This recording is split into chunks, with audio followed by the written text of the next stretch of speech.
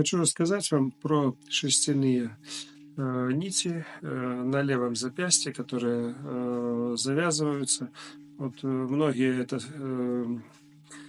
связывают с различными обрядами, которые где-то кто-то делает.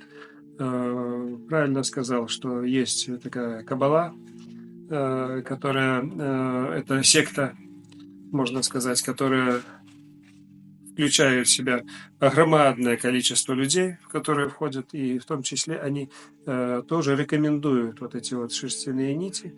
Шерстяные нити из первых поп-звезд, можно сказать, это начала носить Мадонна, и все российские поп-звезды на сегодняшний день фактически тоже являются носителями. Я вам сейчас объясню принцип действия, вы поймете. Я думаю, такого объяснения вы нигде до настоящего времени не встречали. И поэтому воздействие и этой нити, в принципе, многие не верят, а некоторые просто считают это шарлатанством или же какими-то действительно шаманскими штучками или же сектантскими штучками. Понятно, да? Я вам сейчас дам объяснение, которое это только мое умозаключение. Я занимался охотой и знаю, что такое охота на волков. Не был на охоте? На волков нет. Вот слышал такую охоту на волков с флажками. Ну, конечно. Ну. Так вот. Можешь перепрыгнуть. Да, не можешь ни перепрыгнуть, ни переползти, ни перейти. Флажки с красными, можно сказать, ленточками такими. На расстоянии там 40-60 сантиметров навешиваются на шнурок и обтягивается громадная территория, километры, можно сказать. Каких-то угодий охотничьих обтягиваются флажками, и там, где находятся волки. И с этой территории очень легко потом охотятся. Даже эти флажки навешиваются на несколько дней. Ни днем, ни ночью волк не может перейти вот эти ленточки с красными флажками. Вот эту вот ограду, можно сказать. Почему не может? А сейчас вы сами мне скажете, почему. Если скажете. А на какой высоте? Это большой роли не играет. Ну, не понял. Да. На уровне собаки-волка. Я не пройти, да? Да. Вообще не понимаю все. А вот сейчас я вам еще интереснее скажу. Волк и собака не различают цвета. Они не видят цветов. Они не распознают красный цвет. Но через красные флажки они не переступят. Ни при каким. Их будет убивать, а они не переступят. Через синий. Пробовали другие цвета? Только красный. Дальше. Волк каждый день убивает животных. Он видит каждый день красную кровь. Но он же не умер с голоду. Он видит красную кровь, не боится, ест животных. Но не может перейти через красные ленточки. Дальше. Если говорят, он боится запаха. За день, за два запах выветривается капитально. Какой бы он ни был. Нет специальной жидкости, которые наносят на эти флажки. Говорят, что от ветра они колышутся. Но есть безветренная погода. Абсолютно не влияет. И днем, и ночью действует. То есть даже цвет вообще не имеет значения. Неважно даже круг или нет. Могут сделать треугольником, могут сделать одну сторону, полукруг. Но они точно делали другими цветами, и у них не помогло? Только красный. Может, специально? Во-первых, волк не боится красного самого по себе. Он хищник, он убивает животных. Кровь абсолютно красная, такая же, как флажки. Ночью вообще не видно, красное это или нет. Но волк не перейдет эту черту. Может, они ненавидят эти красные? И только волки, да, больше так никто не Волк и лиса. Да, Больше ничего. Только волк и лиса. Лиса так, средненько. Да, то есть может Знаете, разобраться. Может перейти, может не перейти, но как бы, но тоже охотится на лису с флажками тоже. Представь, тебя убивают, тут флажки болтаются. И как стена.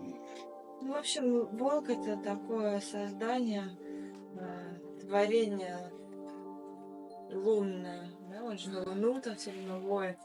В общем, такое. Но еще, мне кажется, оно мистическое достаточно волк. У него там все время эти оборотни есть и так далее. Что-то есть. Мне кажется, Система, это в общем, да. люди все уже придумали. Ну, я не могу сказать 100%, я скажу свое объяснение, простое, можно сказать. Волк – это воплощение зла. Ну да, вот мистическое. И красная лента, красные вот эти флажки – это Добро. большой, очень большой барьер энергетический, через который волк просто не может перейти. Как мне. Это красный цвет, мы ощущаем его как цвет. На самом деле это частоты, Да, энергия. это энергии. Я, например, обучал своего сына определять цвета руками с закрытыми глазами. Есть такая техника. Ну, и он определяет. Ну, я тоже определяю, но так. Я просто не тренируюсь, это самое, а я его учил. Все.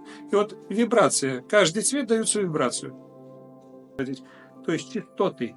И вот эта частота красного цвета влияет на хищника, на волка, например, на лису так, что он не может перейти эту... Она как стена. Как прям в книжках сказано, магия какая-то. Да, это магия. Это так и есть, это магия. Надо И поэтому независимо от того, это секта, независимо от того, это шаманы, это сама природа. То есть красный цвет – это охрана. Я думаю, что это огонь. У него генетическая память. Возможно. О лесных пожарах. Возможно. То есть ему это флажки, как стена огня, кажется. Но это необъяснимо нам. Понимаешь, как человеку это необъяснимо. Что это такое? Но это работает. Это работает настолько, что мы не осознаем этого и никогда не можем осознать, потому что мы этого не чувствуем. Это чувствует волк. Как он чувствует, он тоже не скажет нам, что он чувствует, понимаете? Но он это ощущает настолько, что это сильнее смерти. Сильнее страха смерти. А почему надо носить веревочки, а не просто красную одежду, например? Красная одежда то же самое. Вообще в обществе считается, что агрессивный цвет красный. Да. Ну, Да что сильное других. для кого-то агрессивный. Понимаешь, есть добро и зло. И эти две силы для кого-то, если кто-то одел красное, для тот, кто воплощение зла, можно сказать, и есть такие тоже люди, они будут агрессивно относиться к этому красному цвету. Поэтому это мистика, это сверхъестественные действия, но это работает. Надо одеть. Но меня вот удивляет, что волк это воплощение зла. Мне кажется, это обычный животное. Ну, если брать волка и зайца, ну конечно, что-то все-таки в этом есть. ну, конечно, это хищник, но он же не единственный хищник. Когда воплощение зла тигры там. Но есть, я скажу так, что это один из очень умных. Это очень умный хищник. Если бы вы просто знали, ну, насколько они умные, тут надо еще подумать. Это на 4 ногах, но интеллект у них очень высокий. Поэтому Как же мало ли воспитали волки. Не такие уж они плохие. это не единственный пример, когда волки воспитывают детей. Таких примеров было очень много. Значит, они добрые. Ну, от того, что они добрые, это никто не значит. Их даже волков воспитывали дома, а потом они все равно загрызали хозяина. Поэтому таких тоже примеров много. Есть материнский инстинкт, и когда волчица вскармливает своих детей, и в этот период подсунуть хоть собаку, хоть человека маленького, они все равно будут вскармливать. Поэтому много вещей, которые мы не можем объяснить, но это работает.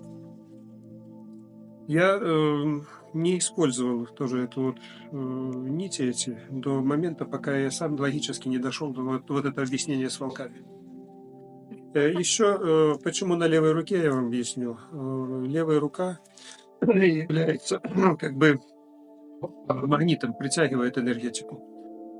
Правой больше всего даешь, левой притягиваешь. Поэтому не имеет значения, левша или правша. Есть механизмы работы энергии, и тут оно так работает. Поэтому больше всего на левую руку нужно навязывать вот эти вот ленточки, и они так работают. Поэтому я говорю, если подумать как о волке, и кто это видел своими глазами, немножко впечатляет.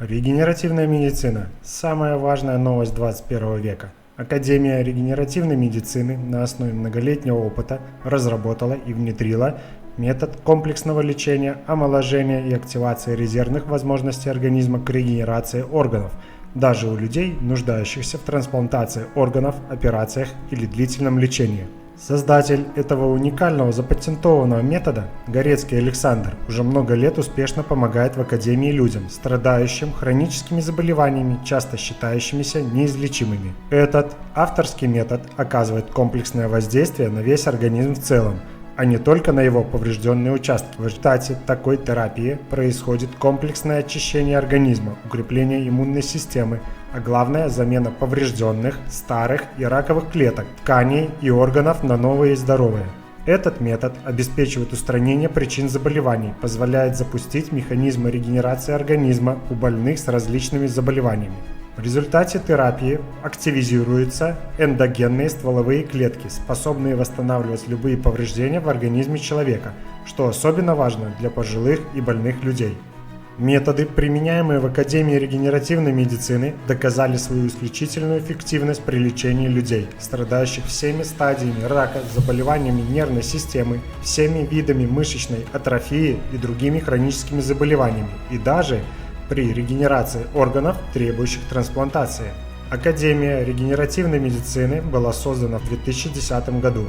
Метод регенерации организма используется в Академии на практике и совершенствуется уже 13 лет, что способствует его высокой эффективности.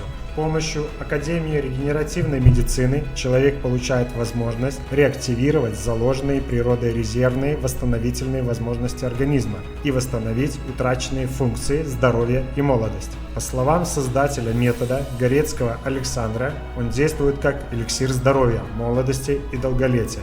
А ведь это то, что люди искали тысячи лет. Только в Японии проживают более 90 тысяч обычных жителей в возрасте более 100 лет, у которых работает естественный процесс регенерации организма. Специалисты Академии регенеративной медицины используют разработанные Академией знания о том, как управлять естественной регенерацией клеток, органов и организма в целом. Именно благодаря этим знаниям можно эффективно регенерировать большинство органов нашего организма и восстанавливать их естественное правильное функционирование. Людям, страдающим хроническими и неизлечимыми заболеваниями, раком и даже стоящими в очереди на пересадку органов, стоит попытаться регенерировать свой организм, восстановить поврежденные органы и ткани, запустить процессы самовосстановления и тем самым вернуть себе здоровье и радость жизни. Что такое регенерация? Это слово происходит от латинского regeneratio, что означает возрождение. Это восстановление организмом утраченных или поврежденных органов и тканей, а также восстановление целого организма из его части. Термин регенерация был предложен в 1712 году французским ученым Ремюром.